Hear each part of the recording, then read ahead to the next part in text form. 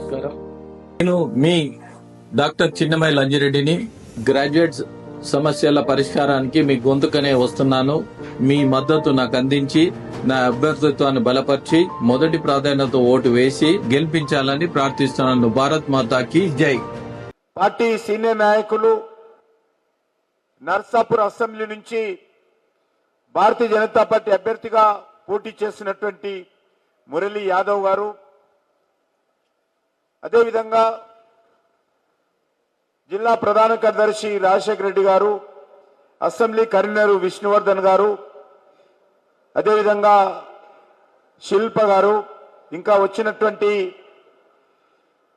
వేదిక మీద ఉన్నటువంటి ఇతర మిత్రులు, ఈ కార్యక్రమంలో పాల్గొంటున్నటువంటి ఉపాధ్యాయులు, అదేవిధంగా పట్టభద్రులు,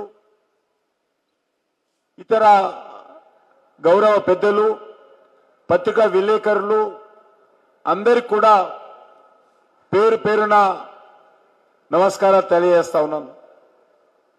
ముందుగా ఏదైతే పుల్వామాలో భారతదేశం కోసమో దేశ సరిహద్దులు కాపాడుతూ దేశంలో శాంతి భద్రతలు కాపాడుతూ ఆ రోజు మరి పాకిస్తాన్ ముష్కరుల యొక్క ఘాతుకానికి మరి బలైపోయినటువంటి భారతమాత ముద్దుబిడ్డలు సిఆర్పిఎఫ్ మరి ఈ యొక్క బృందంలో ఉన్నటువంటి ఎవరైతే పారామిలిటరీకి సంబంధించినటువంటి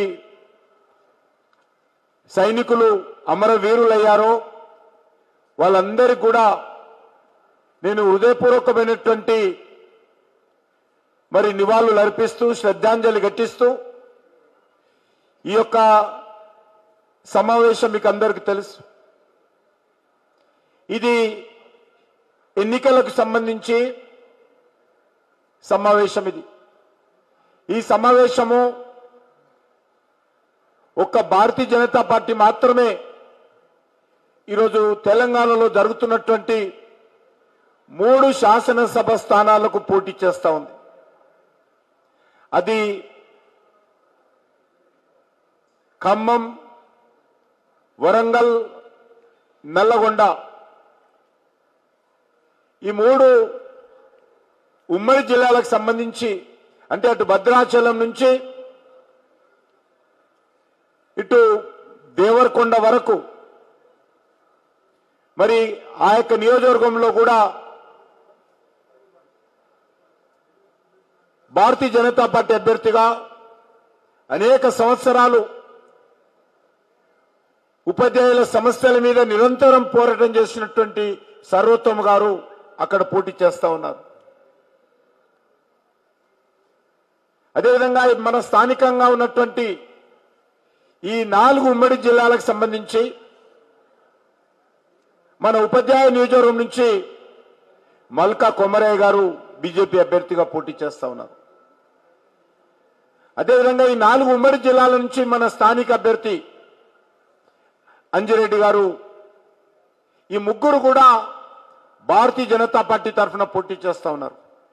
మిగతా ఏ పార్టీ కూడా ఈరోజు సమర్థవంతంగా రంగంలో లేదు. ఎందుకంటే టిఆర్ఎస్ పార్టీ అధికారంలో ఉన్నటువంటి 10 సంవత్సరాలు కూడా శాసన మండలిని నిర్వీర్యం చేయడం జరిగింది.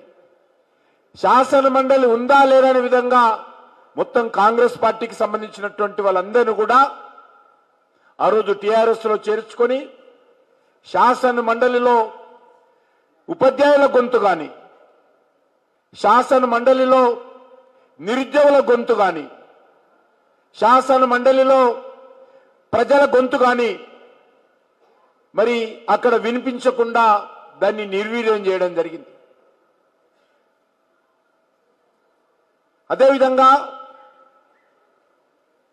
ఉపాధ్యాయ నియోజకవర్గం నుంచి గెలిచినటువంటి వాళ్ళు, పట్టభద్రుల నియోజకవర్గం నుంచి గెలిచినటువంటి వాళ్ళు, అది ఉద్యోగస్తుల సమస్యలు కావచ్చు, నిరుద్యోగుల సమస్యలు కావచ్చు, ఉపాధ్యాయుల సమస్యలు కావచ్చు, ఎప్పటికప్పుడు కూడా వాళ్ళకు అండగా నిలబడాలని ఆ రోజు మన రాజ్యాంగంలో ఈ యొక్క శాసన మండలిలో ఎవరికీ లేని విధంగా ఇటు ఉపాధ్యాయులకు పట్టభద్రులకు ప్రత్యేకమైనటువంటి హక్కులు ఇచ్చి వాళ్ళ కోసము ఈ యొక్క శాసన మండలిలో ప్రత్యేకంగా ఎమ్మెల్సీలు ఉండే విధంగా వాళ్ళ ప్రతినిధులుగా ఉండే విధంగా ఈరోజు రాజ్యాంగం రూపకల్పన చేశారు. ప్రపంచంలో ఏ మూల ఏ క్షణం ఏం జరుగుతుందో వేగంగా తెలుసుకోవడానికి తొలి వెలుగు వాట్సాప్ ఛానల్ని ఫాలో చేయండి.